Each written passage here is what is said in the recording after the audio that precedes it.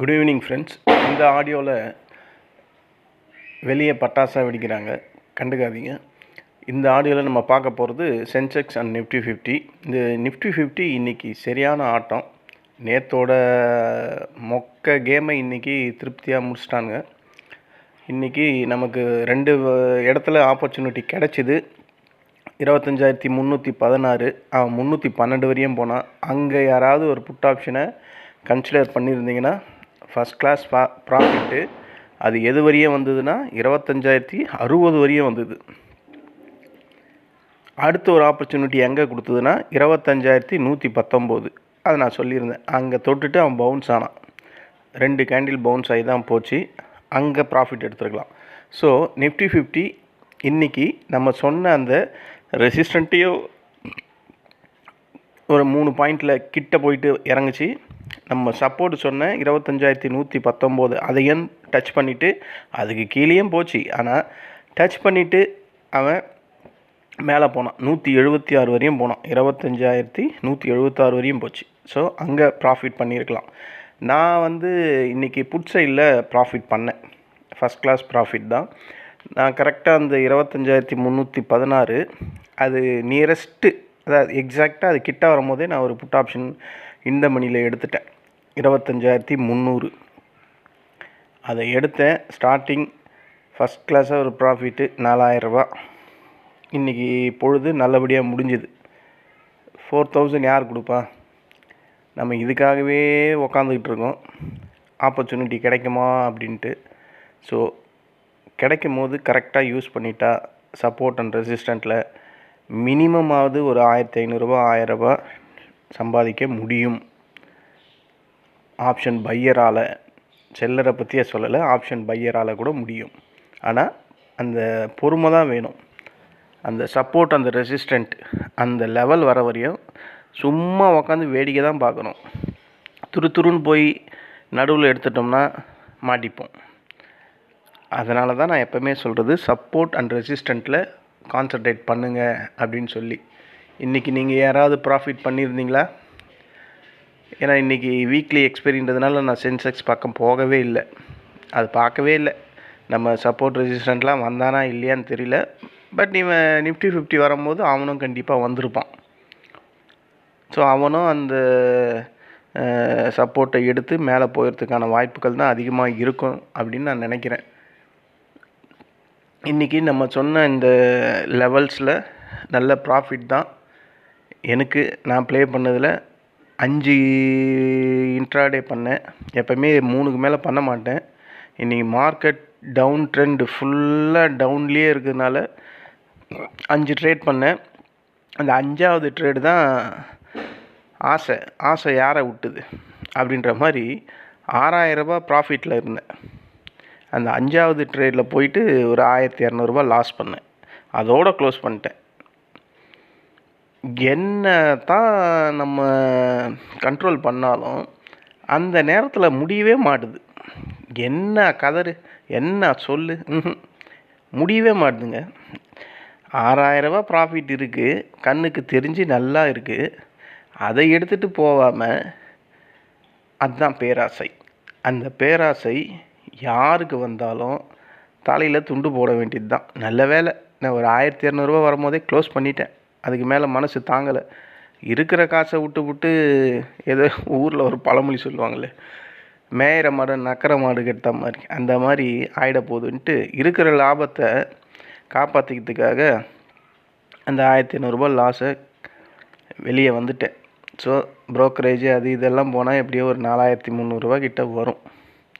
4,000 ரூபா வரும்னு நினைக்கிறேன். இதுதான் ஃப்ரெண்ட்ஸ் இன்றைக்கி நிஃப்டி 50ல் நடந்த இன்ட்ராடே போஸ்ட் மார்க்கெட் ரிப்போர்ட். இது எனக்கு நல்லபடியாக தான் முடிஞ்சுது. உங்களுக்கு யாருக்காவது இன்றைக்கி ப்ராஃபிட்டபுளாக முடிஞ்சால் எனக்கும் ரொம்ப சந்தோஷம்தான். நம்ம நாளைக்கு நிஃப்டி 50 சென்செக்ஸ் அதுக்கான ப்ரீ மார்க்கெட் ரிப்போர்ட் பார்க்கலாம். ஏன் மார்க்கெட்டில் கண்டினியூஸாக செல்லிங் நடக்குதுன்னா, மார்க்கெட் இருக்கிற இடம் டெக்னிக்கலாக ஒரு செல்லிங் ஏரியா. அந்த 316 நான் சொன்னேன், அது ஒரு சின்ன ரெசிஸ்டண்ட்டு தான் சொன்னேன். அந்த ரெசிஸ்டண்ட்டு தான் பெரிய தலைவலியாக இருக்குது இந்த நிஃப்டி 50க்கு. அதை தொட்டாவே இறங்குது. ஒன்று டெக்னிக்கலாக மார்க்கெட்டே இறங்கிடுது அந்த ரேஞ்சு போனால், இல்லைன்னா இந்த ட்ரம்ப்பு ஏதாவது ஒன்று சொல்லி அங்கேருந்து இறக்குறாங்க. இப்போ மார்க்கெட்டோட நிலவரம் எப்படி இருக்குது? 25,000க்கு அந்த 180 அப்படின்ற ஒரு இமாலய ரெசிஸ்டண்ட்டுக்கு கீழே தான் க்ளோஸ் ஆகிருக்கு. ஸோ இனிமேல் அது மறுபடியும் 25,000க்கு கீழே இன்றைக்கி க்ளோஸ் ஆகிடுந்தால் மார்க்கெட் கண்டிப்பாக 24,800 வரையும் போகிறதுக்கு வாய்ப்பு இருக்குது. பட் கடைசி நேரத்தில் ஒரு ஷார்ட் கவரிங் மாதிரி ஒரு நல்ல ரேலி வந்தது. பட் அந்த ரேலி சஸ்டெயினே பண்ண விட மாட்றாங்க. எஃப்ஐஎஸ் இன்றைக்கி பக்காவாக செல்லிங்கில் இறங்கிட்டாங்கன்னு தான் நினைக்கிறேன். நேற்று ஒரு 200 கோடிக்கு தான் செல்லிங், இன்றைக்கி சுத்தமாக ஒரு 1,800 கோடிக்கிட்ட செல்லிங்கில் இருப்பாங்களோ அப்படின்னு எனக்கு தோணுது. இன்னும் ரிப்போர்ட் வரல, இது என்னுடைய ஒரு கணிப்பு தான். ஏன்னா மார்க்கெட்டில் இந்த அளவுக்கு செல்லிங் யார் பண்ணுவா? ஒன்று எஃப்ஐஎஸ் பண்ணணும், இல்லைன்னா டிஐஎஸ் பண்ணணும். டிஐஎஸ் கண்டிப்பாக பண்ணவே மாட்டாங்க. ஏன்னா அவங்க வாங்கலைன்னா மார்க்கெட் இந்நேரம் 20,000 இருக்கும். அவங்களோட ஒரே வேலை என்ன? வாங்கிக்கிட்டே இருக்கிறது தான் பொழுது. என்றைக்கு அவங்க ப்ராஃபிட் பண்ணுவாங்கன்னு தெரில. அப்போ எஃப்ஐஎஸ் கண்டினியூஸாக பையிங்கில் வந்தால் அவங்க ப்ராஃபிட்டுக்கு திரும்புவாங்கன்னு நினைக்கிறேன். செல் பண்ண திரும்புவாங்க. இதுதான் நடக்கணும். எஃப்ஐஎஸே விற்றுக்கிட்டு காசை அள்ளி போய்கிட்டே இருந்தால் இவங்க என்றைக்கு தான் ப்ராஃபிட் புக் பண்ணுவாங்கன்னே ஒன்றும் புரியல. ஆனால் மார்க்கெட் இன்னமும் ஒரு ஸ்திரத்தன்மையோடு இருக்குன்னா, ஒரு புல்லிஷில் இருக்குன்னா, அதுக்கு முழுக்க காரணம் இந்த டிஐஸ் தான். அவங்க இல்லைன்னா நம்ம மார்க்கெட்டெல்லாம் இந்நேரம் ரத்த கலரியாக இருந்திருக்கும். கடைசி நேரத்தில் ஒரு ஷார்ட் கவரிங் ரேலி வந்ததில்ல, எவ்வளோ ஒரு 120 பாயிண்ட் கிட்ட வந்தது.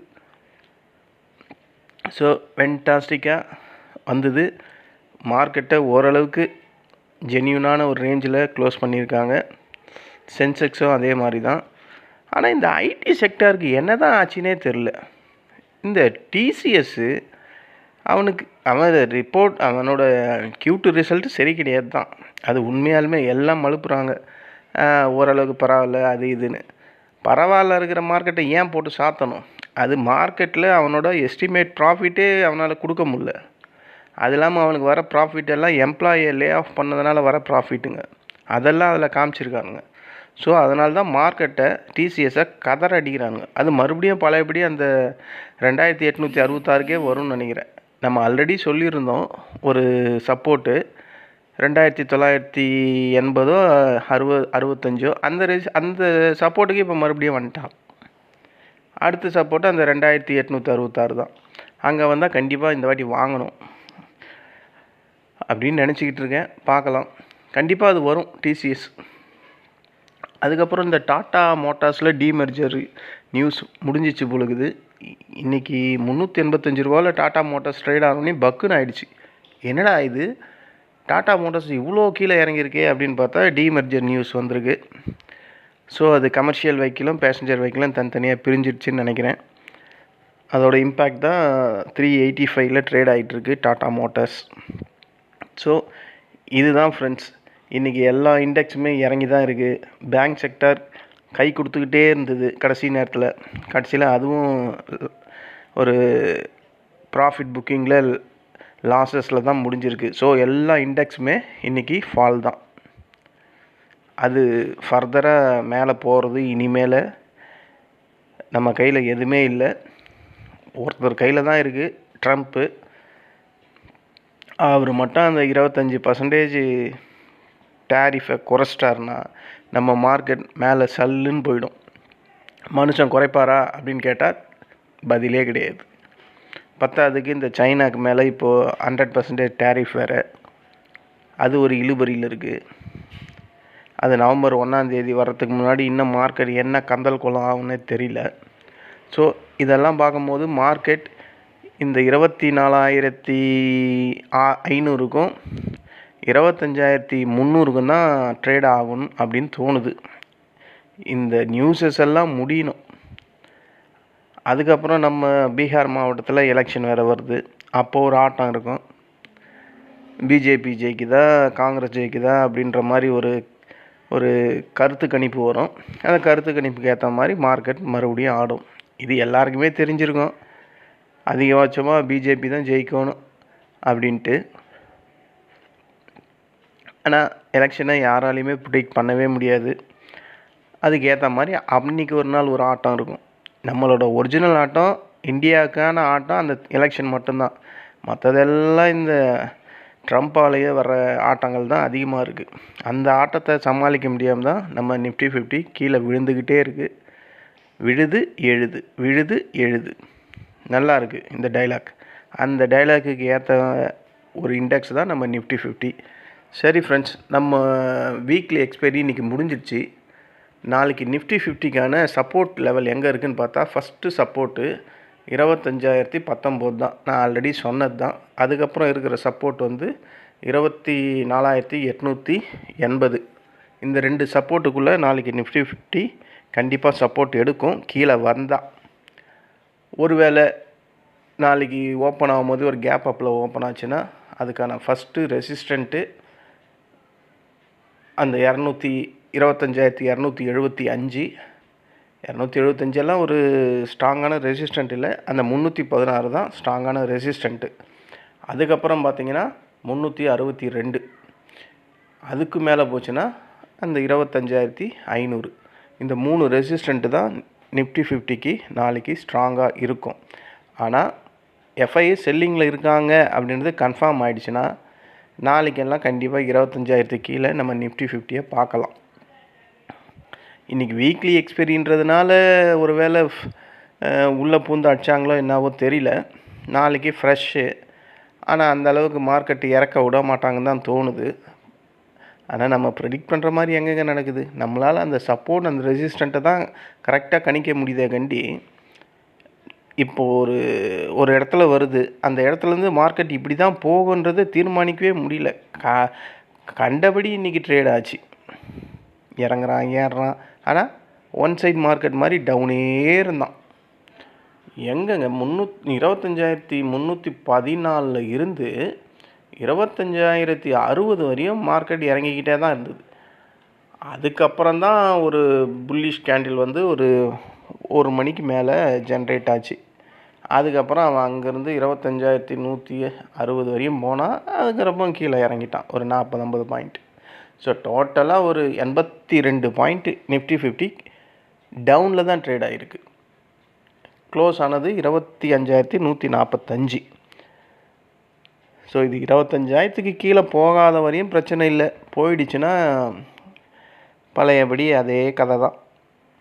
இதுதான் ஃப்ரெண்ட்ஸ் நம்ம நிஃப்டி 50க்கான நாளைக்கான ப்ரீ மார்க்கெட் ரிப்போர்ட். சென்செக்ஸ் பக்கம் வருவோம். சென்செக்ஸ் பார்த்தோம்னா அதுக்கான ஃபஸ்ட்டு சப்போர்ட் வந்து 81,686. இது நான் நேற்றே சொன்னேன், இந்த சப்போர்ட்டுக்கு க்ளோஸாக தான் வந்திருக்கான். அதுக்கப்புறம் இருக்கிற சப்போர்ட்டு 81,141. ரொம்ப பெரிய கேப் இருக்குது. 81,686க்கும் ஒரு 550 பாயிண்ட் கிட்ட இருக்குது அடுத்த சப்போர்ட்டு. ஸோ சென்செக்ஸ் கொஞ்சம் கேர்ஃபுல்லாக ட்ரேட் பண்ணுங்கள். அந்த 81,686 கட் பண்ணி ஒரு பேரிஷ் கேண்டில் வந்தால் அதுக்கு அடுத்த சப்போர்ட்டு 81,141 தான் இருக்குது. ஸோ பெரிய ஒரு ஸ்பேஸ் இருக்குது. கொஞ்சம் கேர்ஃபுல்லாக பார்த்து ஆடுங்க. அதே மாதிரி அதுக்கு ரெசிஸ்டண்ட் பார்த்தோம்னா 82,259 ஃபஸ்ட்டு ரெசிஸ்டண்ட்டு. செகண்ட் வந்து 82,734. இந்த 2 ரெசிஸ்டண்ட்டு நாளைக்கு சென்செக்ஸ்க்கு போதுமானது. இதுக்குள்ளே தான் சென்செக்ஸ் நாளைக்கு இறங்கிட்டோம் இருப்பான். இதுதான் சென்செக்ஸ்க்கான ப்ரீ மார்க்கெட் ரிப்போர்ட். நான் அடிக்கடி சொல்கிற மாதிரி இந்த லெவல்ஸ் எல்லாம் வரும்போது கரெக்டாக ஒரு இந்த மணியை ஃபோக்கஸ் பண்ணுங்கள். கண்டிப்பாக நம்ம கொஞ்சம் ஏற்ற இறக்கம் அதிகமாக இருக்கும். அந்த நேரத்தில் நம்ம வாங்கும் போது சடார்னு இறங்குற மாதிரி தான் இருக்கும். பட் அதுக்கான ஒரு டைம், கொஞ்சம் ஒரு பேஷன்ஸ் கொடுக்கணும். கொடுத்ததுக்கப்புறமும் அது இறங்குச்சுன்னா அது நம்ம தலையெழுத்து, நமக்கான லாஸஸ் அப்படின்ட்டு புக் பண்ணிவிட்டு வெளியே வந்துடணும். ஆனால் டைமே கொடுக்காம போட்ட உடனே லாஸ் வருதேன்ட்டு க்ளோஸ் பண்ணக்கூடாது. அதுக்குன்னு ஒரு ஸ்டாப் லாஸ் போட்டு வெயிட் பண்ணணும். வெயிட் பண்ணால் மட்டும்தான் ப்ராஃபிட்டை ஜென்ரேட் பண்ண முடியும். சில கேசஸ் மட்டும்தான் போட்ட உடனே ப்ராஃபிட்லாம் கிடைக்கும். அது எங்கே எக்ஸாக்டாக கிடைக்கும்? ஒரு ரெசிஸ்டண்ட்டில் போகும்போது அந்த ரெசிஸ்டண்ட்டை டச் பண்ணும்போது அதில் கால் ரைட்டர்ஸ் ஹெவியாக இருந்தாங்கன்னா அந்த இடத்துல அது இறங்கும். அப்போது அது போட்ட உடனே கிடைக்கும்.